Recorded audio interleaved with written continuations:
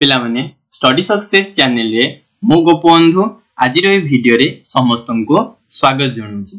तो पिला माने आमे +2 सेकेंड ईयर इतिहास बही रो प्रथम चैप्टर जार ना होची भारत इतिहास रो उपादान ए चैप्टर टाको आमे आलोचना करूथला।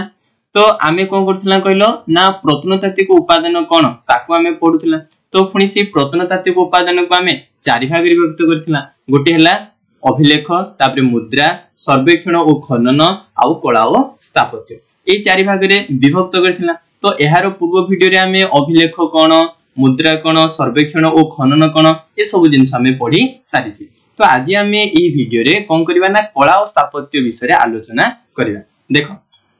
पिला माने कला और स्थापत्य मध्य आम भारतीय इतिहास रचना करिवे बहु मात्रा रे सहाय्य करिथाय। बुझियला त माने क्वेश्चन करिवो सर कला और स्थापत्य आम भारतीय इतिहास रचना करिवे केमति सहाय्य करूची। एटा जे तमान को मन रे क्वेश्चन आछि देखो मु बुझौची।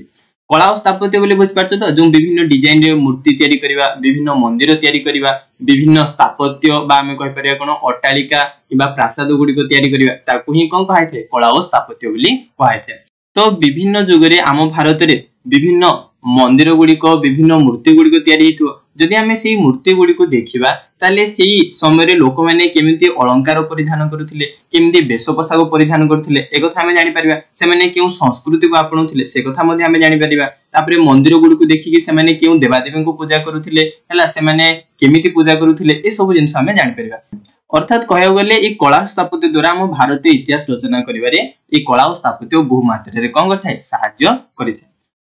तो चलो आमे ए कला और स्थापत्य आम भारतीय इतिहास रो जो विभिन्न युग अछि से युगर इतिहास रचना करिवारे केमिति सहाय्य करूची से कथा जानिबा। जदि प्रथम कथा हमें कहिबा तो सिंधु सभ्यता होची आम भारत रो सर्वप्राचीन बा सबुठारु पुराना सभ्यता। ते सेही सभ्यता को जेतबेले खनन करावला सेही हम विभिन्न सील गुडी को पाइना, विभिन्न मूर्ति गुडी को पाइथिना। तो सी सील आ मूर्ति गुडी को सेही सिंधु सभ्यता रे लोक माने तांकर सामाजिक जीवनी केमदी थिला, तांकर अर्थनैतिक जीवनी केमदी थिला, तांकर धर्मीय जीवन केमदी थिला से कथा हमको सूचना देथाय। सर केमदी देथाय देखो देखो विभिन्न मूर्ति गुडी को ए चित्र रे देइछि। तो ए मूर्ति गुडी करू आमे जानि परिबा जे सेही सिंधु सभ्यता लोक माने केउ अलंकार परिधान करूथिले, से माने केमती वेश पोशाक पिंधुथिले अर्थात कहबा बोले केमती पोशाक परिधान करथिले ए सब जिंस आमे जानि परिबा। अर्थात आमे पूरा पूरी कोन कला तांकर सामाजिक चलनी समाज रे से माने केमती चल प्रचल करूथिले, केमती रहुथिले से कथा आमे जानि परना। ता सहित जो मोहर गुडी को अछि से मोहर गुडी को आमे देखिले जानि परिबा जे से समय रे से माने ए मोहर गुडी को यूज करिके केमती वाणिज्य व्यवसाय करथिले अर्थात तांकर अर्थनैतिक जीवनी मध्ये आमे जानि परना। तापरे ए सील बा मोहर गुडी करे किबा मूर्ति गुडी करे से माने विभिन्न देवादेवी रो चित्र आंकी थांती, देवादेवी रो मूर्ति तयारी करि थांती। से देवादेवी रो मूर्ति को देखि आमे से समय रो धर्म विषय मध्ये जानि परना। बुझियला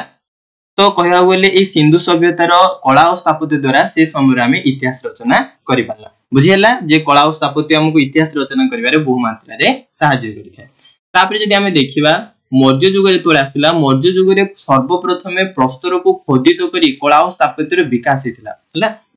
देखो मौर्य युग रे से माने सर्वप्रथमे कोन करथिले कहलो प्रस्तर, प्रस्तर अर्थ जे पत्थर, पत्थर को खोदी खोदी करी एमती डिजाइन रो मूर्ति गुडी को डिजाइन रो कोन करथिले कहलो ना मंदिर गुडी को तयारी करथिले जे सेही समय रे कला और स्थापत्य रो बहु मात्रा रे कहितला कहलो उन्नति हेतिला बा विकास हेतिला को युग रे मौर्य युग रे। बुझियला उदाहरण स्वरूप जदि अशोक समय कथा कहबा अशोकक समय रे सारनाथ, बुद्धगया एवं सांचीर कला और स्थापत्य मौर्य युग केते उन्नत गुडे सभ्यता से कथा से सूचना देथाय। देखो बुद्धगया रे गुडे बहुत बढ़िया मंदिर तयारी कराइथिला हला देखि पारछु से मंदिरटा से माने देखो केते पत्थर को काटी की बहुत डिजाइन से मंदिर तयारी करथिले। एइठा हमें जानि परला जे मौर्य युग रे कला स्थापत्य केते मात्रा रे उन्नत हेतिला। तो सारनाथ रे देखो बुद्धंकर मूर्ति गुडके ए मूर्ति मध्ये देखो बहुत खोदी खोदी करी बहुत सूक्ष्म भाव रे डिजाइन तयारी कराइछि। तो एइठु मध्ये हमें जानि परला जे मौर्य युग रे कला स्थापत्य रो विकास हेतिला बोली एटा गुडे मध्ये देखो जे पत्थर को खोदी खोदी करी डिजाइन तयारी कराइछि।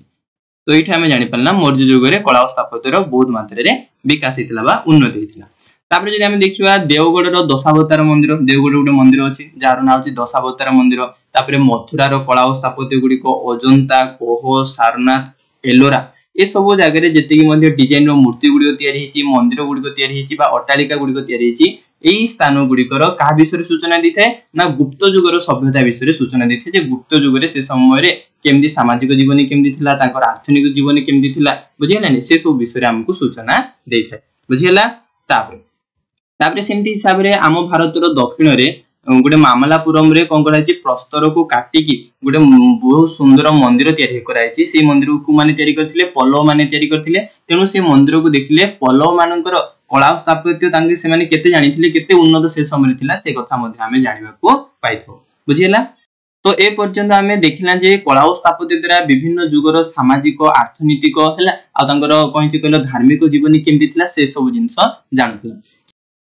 किंतु ए कला स्थापत्य बहुत मात्रा रे धर्म विषय सूचना देथाय देखो से धर्म विषय केमति सूचना दउची जदि जैन धर्म कथा कहबा कर्नाटक रो श्रवण बेलगोला ठारे हला थिबा गोमेतेश्वरंकर बाहुबली मूर्ति से बाहुबली मूर्ति कहिथे कहलो जैन धर्म विषय सूचना देथाय हला पिक्चर रे देखि पारछो बाहुबली को मूर्ति हला ता सहित भुवनेश्वर खंडगिरी उदयगिरी एठी मध्ये जो स्थापत्य गुडी अछि से मध्ये जैन धर्म विषय सूचना देथाय मध्य प्रदेश रो एलोरा गुंफा हला चित्र रे देखि पारछो महाराष्ट्र मध्ये जो जैन गुंफा गुडी अछि ताहा मध्ये जैन धर्म विषय कंगते सूचना देथाय ता सहित बिहार रो पार्श्वनाथ पर्वत पावापुरी पर्वत राजगिरी पर्वत रे मध्ये जेति की कला स्थापत्यकार अछि ना तयारी करा हिची से गुडी को मध्ये जैन धर्म विषय सूचना देथाय राजस्थान रे गोटे मंदिर अछि जाको दिलवाड़ा मंदिर बोली कहा अछि पिक्चर रे देखि पारछो ए दिलवाड़ा मंदिर मध्ये जैन धर्म ऊपर आलोकपात करिथाय तो एठु हमें जानि पल्ला जे कला और स्थापत्य मध्ये विभिन्न धर्म विषय सूचना देथाय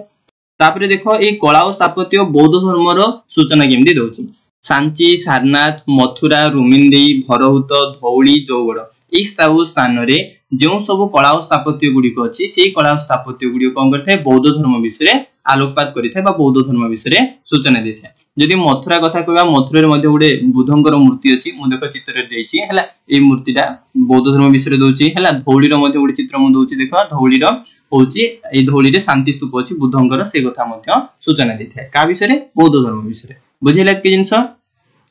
तो ये देथिला बौद्ध धर्म तापर जदि हम कथा कहबा हमर शैव धर्म रे भुवनेश्वर रे जानिछ लिंगराज मंदिर अछि गुजरात रे देखो गोटे शिव मंदिर अछि चित्र रे मु तुमको देछि कांचीपुरम तांजोर काश्मीर आदि गुडी कर मध्ये जो शैव मंदिर बा शिव मंदिर गुडी को अछि से शैव धर्म विषय कोन दिथाय गले सूचना प्रदान करिथाय तो एठु हमें जानि पल्ला जे कला और स्थापत्य हमकु कहिछि भारतीय इतिहास रचना करिवारे बहु मात्रा रे सहाय्य करिथाय बुझियला तो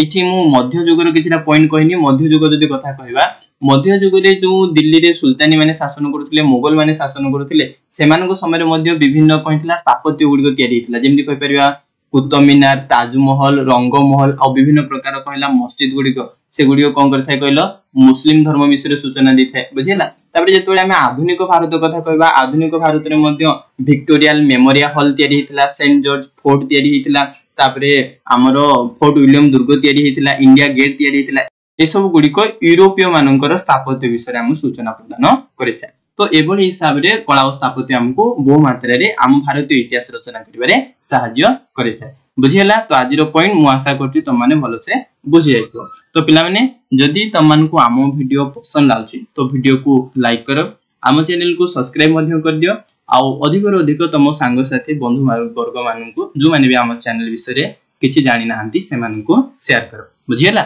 धन्यवाद।